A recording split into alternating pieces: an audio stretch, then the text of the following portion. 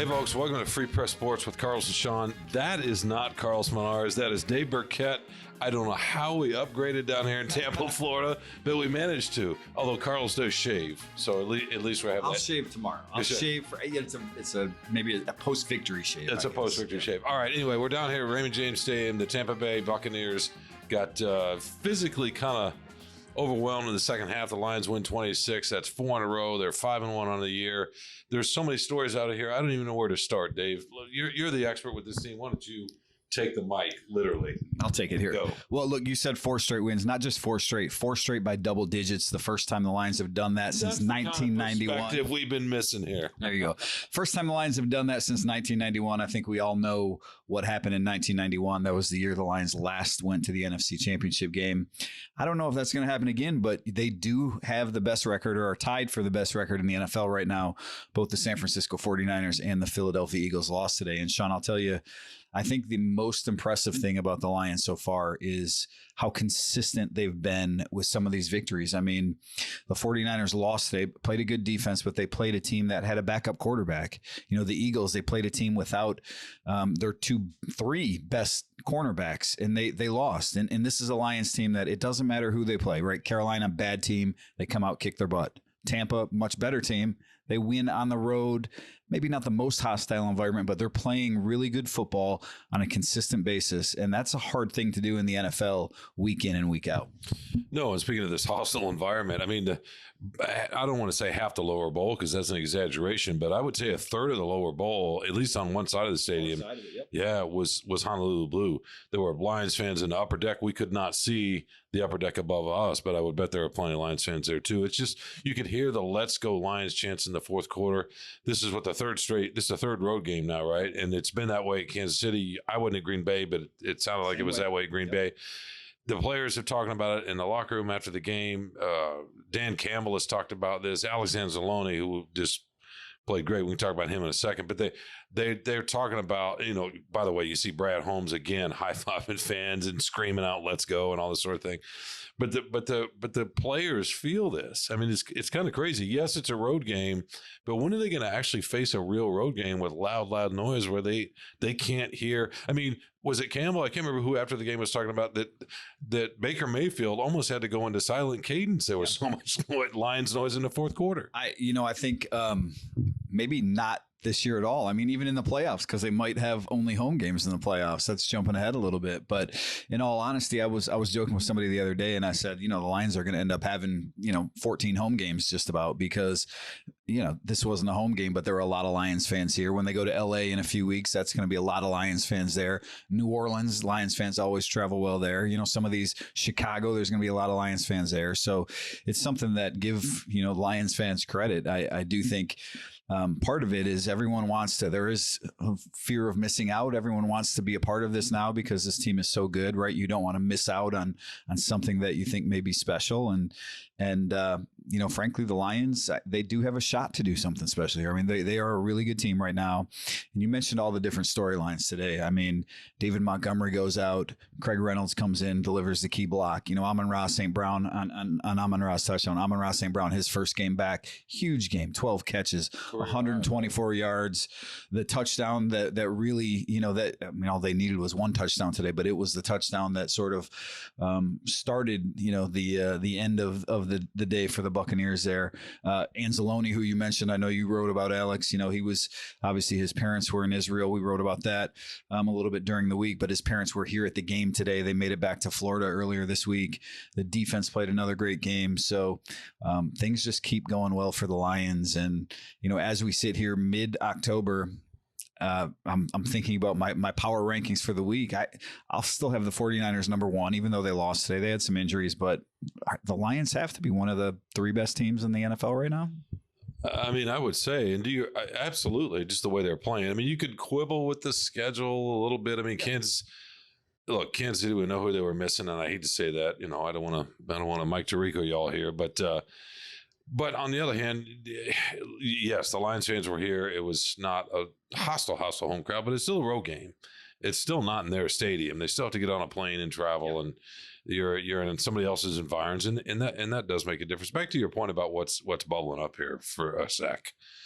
and Campbell talking about Baker Mayfield having to go in a silent cadence and people wanting to be on this. I was on my flight down here yesterday when we landed and got to the gate, and the flight attendant came out and talked about, getting your stuff and the boarding door opening and all that. And the last thing she said was, and by the way, go Lions.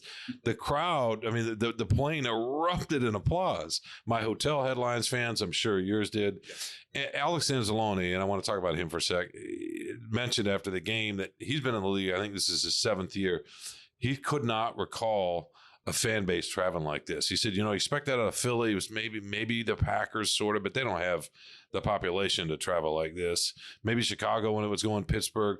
This feels different in a way. It almost feels like a college team, the way Ohio State fans travel or maybe Michigan fans travel. It's just, and the more they keep winning, I feel like this is going to become a national story, and this team is going to start getting some love, because there are few things in sports, Dave, to me, that are as fun for a fan base as being bad for a long, long, long time and then getting good, especially when the getting good feels a little bit like it's come out of nowhere. I know they finished strong last year, but do you have that sense? Is it still a little surreal to you that they're this good? Well, I don't know if it's surreal, because I expected them to be a good team, maybe not 5-1 at this point good, but definitely expected them to be a good team. But yeah, I think, it's a fair point that, especially at the beginning of something, right? That's always when the hype is the greatest, when people want to be a part of it. I mean, this isn't the Braves winning their 10th division title in 12 years or whatever. And then people are kind of like, wake me up in the World Series. Right. Yeah. So people do, they want to be a part of this, and they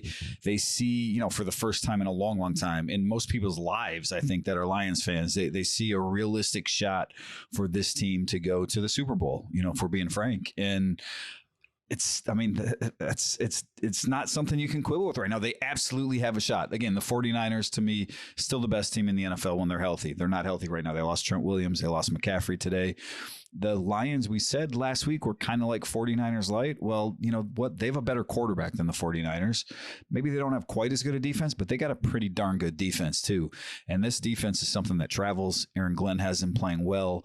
Really good against the run again today. I know this was a Tampa team that didn't run it well. I will say the one area I think the Lions have to improve, if they are going to be a serious Super Bowl contender come January, is that secondary.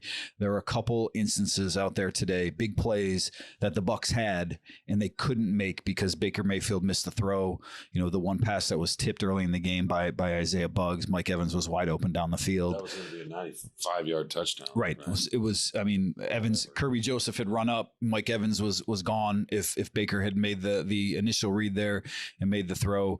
Two other times at least, Will Harris got beat on one. There was another one where Tracy Walker, Kirby Joseph, I don't know if there was some miscommunication or they just came up early, but the Bucs, had that been a better quarterback, had that been Justin Herbert, who the Lions play in a couple weeks, those are touchdowns. And so, I think when you get to January and you're playing Jalen Hurts and you're playing a good 49ers team, or maybe you're playing Patrick Mahomes or whoever, for it all, those are things that you can't have happen. And so there are some things that I think when they go back and watch the tape, the Lions will need to clean up. But in the here and now, Sunday night, 5-1, I'm sure for Lions fans, I know for Lions players and coaches, it feels good to be at this spot. No, for sure. Get back to Anzalone for a second, who played, I think, his best game of the season and is playing the best ball of his career this year. And part of it's because of the positional shift, and we talked to him about it after the game. He moved from the inside to the middle spot, the Mike spot, to the outside, the weak side to the Will spot. And you don't have to think quite as much where he's at. Not that he's not a thinker, but his teammates and coaches talk about him as one of the smartest players. And I wrote about this, but that doesn't mean it's not true. He is smart, he is savvy, he's all those things. He's pretty athletic, and he can actually run. He's got good speed, and he's a thumper when he gets there. You don't think of him that way, but he's physical and he feels it. And he's 29 years old. He's been in the league 7 years. His combination of experience and time, and now he's surrounded by better talent.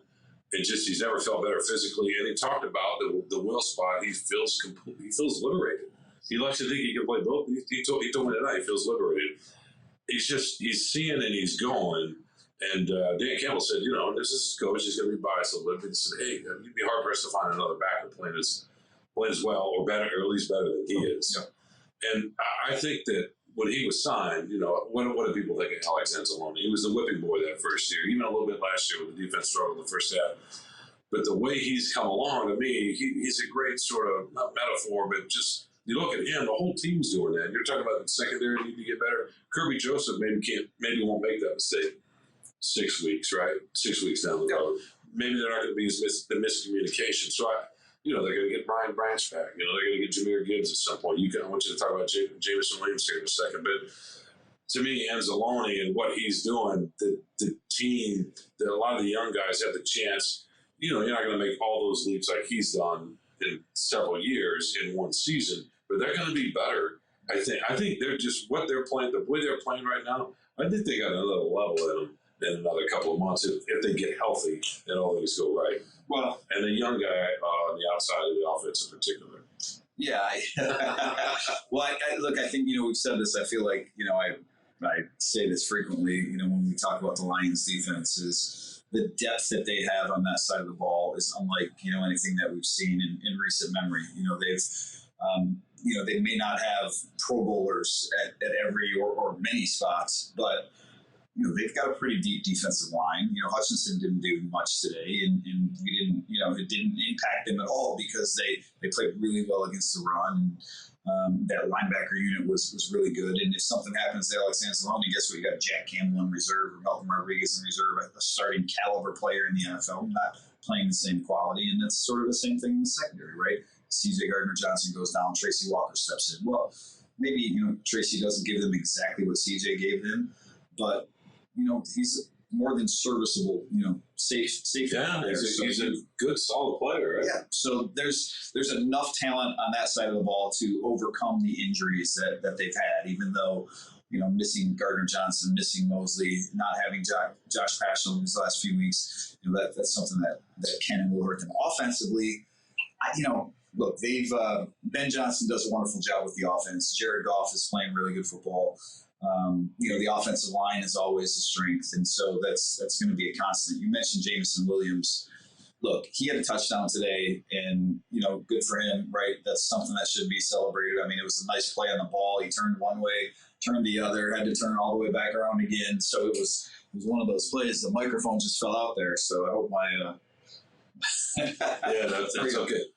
But anyways, Jameson, look, he made a big play. They need him to be complete on offense. They need him to be that deep threat, to be a consistent threat on the outside. And one game does not necessarily mean that's happening because you watch him in pregame warmups. He dropped one pass, then the next pass, he kind of ticks off his fingers. I wouldn't call it a drop. Then he catches the ball. Then he drops the third one, the pass later. So there's still a lot that he needs to work on.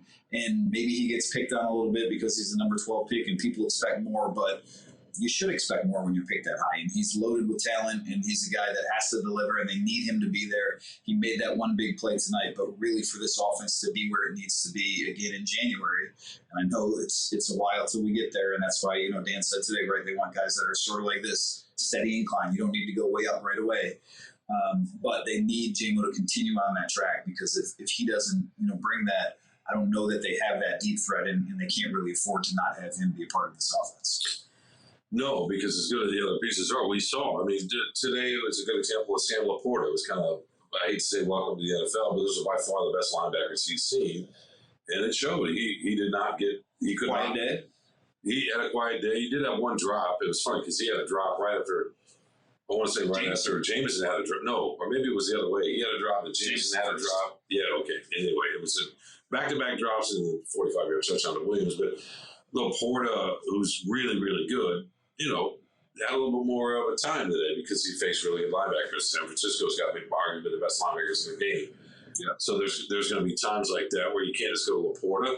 So Williams can help open that up. And Gibbs is another piece too. They can line him up. I know that they were playing around a little bit with it, assuming Montgomery doesn't miss too much time, but Montgomery can be in the backfield. Gibbs can still be out there in the slot somewhere. So they've got some more toys and ideas and sets, designs to play with if they can get healthy. You can see this offense actually. It's like being almost special. Someone is always going to be on, or someone always should be on when you have some of these parts. I mean, I still think maybe they lack a piece or two in the receiving core until Jameson comes up. But Montgomery's had a really good run so far. Been a little bit banged up. Gibbs can be a perimeter rushing and receiving threat. So they have some pieces for Ben Johnson to play with. And the way Jared is playing right now and the way Ben is calling plays, it's a really good offense. Well, now you sound like Carlos talking about Ben, but and let's not forget, Josh Reynolds has had a knack for several weeks now of not just making big catches, but catches at the right time, at the time where they need to get loose a little bit. They need to flip the fields to some degree. They need to score. It was kind of everything was kind of bogged down there a bit. Reynolds had another third down catch behind him today, and then he had a block to free up St. Brown, I think, to pick up a first down on a bubble screen. So he does some big things that definitely get overlooked. Only 3 catches, but they were all big catches. They were, and we've seen that. We've seen that from a lot of guys. So what do you expect? So next week they're in Baltimore. That's not going to be easy. It's always a well-coached team. Lamar Jackson's one of the tougher covers in the league. They're always solid defensively. But yeah, I can't remember what their record is. I think they beat Tennessee today, right? The Titans. Was that over in London again or Paris? Or, I don't know. Europe is taking over. Get ready. We got to go there next year, maybe. Yeah, we're exactly somewhere. Yeah, that might be kind of fun. But anyway, so that's going to be I would think another good solid test. But now that they're 5-1, they win next week. What are we looking at all of a sudden? I don't know what your preseason projection was. Mine was 11. But if they keep this up, we might need to rethink a little bit about 11. Well, I started to write that, and this will be tomorrow. Just kind of the Lions again. They have the best record, tied for the best record in the NFL right now, and it's no fluke. And at 11, we're at 5-1 right now, and with the schedule that's ahead, one of the most favorable schedules in the NFL. Look, they're going to lose some games, right? They might lose to Baltimore next week. They very easily could. If I'm picking right now, I'll probably pick them to lose that game just because it's tough to win this many straight games in the NFL. The first time they won 4 straight since 16, I think it is. So, right, that's a long time to go without winning 4 straight. Teams just don't do. Even last year, they won 3, then they lost. They won 3, then they lost. They won at the end of the year, then they, beginning of this year, then they lost. So it's been a long time since they've strung 4 straight together. That's a really tough thing to do. But they are playing really consistent football. They don't have the big dips that some of these other teams do. And Baltimore is a team that's going to bring a really good defense like this one today. They shut down Tennessee's running game, at least in the first half. I know Derrick Henry had a few yards in the second half there, but Baltimore does a really good job against the run too. So the Lions are going to need to have some balance in offense. But as I look ahead on the schedule, Sean, there's a lot of wins left there, right? Dallas at the end of the year, go to Dallas, that'll be a tough one. Some of these division wins, the Chargers in LA. Look, that's another one it's not going to be a great home field advantage for the Chargers, but that's the best quarterback the Lions face. And with the Lions' issues in the secondary, that's something that, it's not going to be an easy mountain for them to climb. Even the division games, like the Lions are clearly the best team in the division, but, it's not always you go 6-0 even when you're a really good team in the division. So there could be a loss or 2 in there, but look, if we're talking 3 or 4 losses left on the schedule at most, that's 13 wins. Yeah, 12 to 13. Yeah, 12 to 13. That's getting you a 1, 2, at worst 3 seed in the NFC. If you're the 1 seed, obviously you have home field advantage throughout the playoffs. If you're the 2, you're playing your first 2 playoff games at home at least, and then, you see what happens in the NFC Championship game. So it's too early for Dan, for the team, for the players to maybe start thinking about that, but it's not too early for us to start talking about that. No, it never is. And it's, I shouldn't say it. I shouldn't say it never is because this is new. Right. It's, maybe in other sports or in other towns or whatever, other markets, but it's just, maybe it's not surreal. It's still, I know it's you expect it. You picked them to win today. I picked them to win today.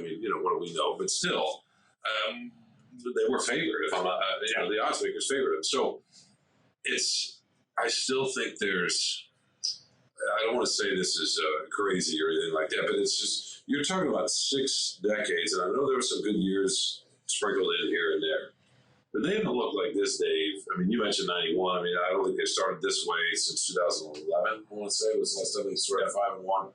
And they had a good team that year. But it's just, it's all of that history. And what's different about this is those years were good, 2011, 2014. I don't think the fan base, I don't think folks in Michigan and Michiganders, wherever they are, ever thought about the general manager and the coach and the combination and even the owner. Right, 100%. And the way they do right now, it feels different, and it makes Sundays different. You know, it's funny. My son called. I couldn't take his call. It was on a deadline, but I called him back real quickly between deadlines, between editions, and talked to him for a couple of quick minutes. And he was talking about him and all his friends. You hear this, I'm sure, all the time, about how they cannot wait for Sunday to get here. Lions fans have always been incredibly loyal. It's one of the most loyal fan bases in the country, in the league, rather. But I keep hearing this over and over. People can't wait for Sunday. They're making plans ahead of time for Sunday, and the intensity of that feeling is new, and I just it's really something, to be honest with you. And we saw that in this stadium again here today. The effort people make and the love they're showing these players. No, you mentioned 2011 and 2014, and this is a totally different vibe than those. I mean, I think there was a lot of hype. I said this before, 2012 going into that season, because 2011 Lions made the playoffs for the first time in forever. 2011 they start 5-0. Jabba Best gets hurt, but the Packers were red hot that year too, if I remember right. And so I don't know that anyone ever felt that. There was a lot of optimism. Stafford was young, but I don't think anyone ever felt like, they're winning the division, they're going to the Super Bowl that year. 2014, they had a really good defense, but they didn't win the division that year. It was the same thing. Packers at the end of the season won that game. That was for the division. And so, this is the first time that everything has matched up. You mentioned the owner, right? The GM, the coach, the talent on the field, the division, the schedule, frankly, right? This is the first time. Chicago is not much to speak of. Minnesota, Green Bay, no one in the division holds a candle to the Lions. So it's easy to see this team winning the division, which means it's easy to see them getting a home playoff game. It's easy to see them winning a home playoff game, especially against the caliber team that they would face in the first round. And then when you watch Philadelphia and you watch San Francisco, the other top teams in the NFC, and you see that the Lions stack up pretty well against them. It's not, it's not this long shot that man hopes and dreams and, if we ever could get to that spot. No, it feels tangible right now that the Lions could be a team that has a deep playoff run. And that's the first time probably since those early 90s when I was, a kid. So I don't have maybe the greatest, sense of what that meant to the community, because I was, high school or 91, I guess, probably 8th grade.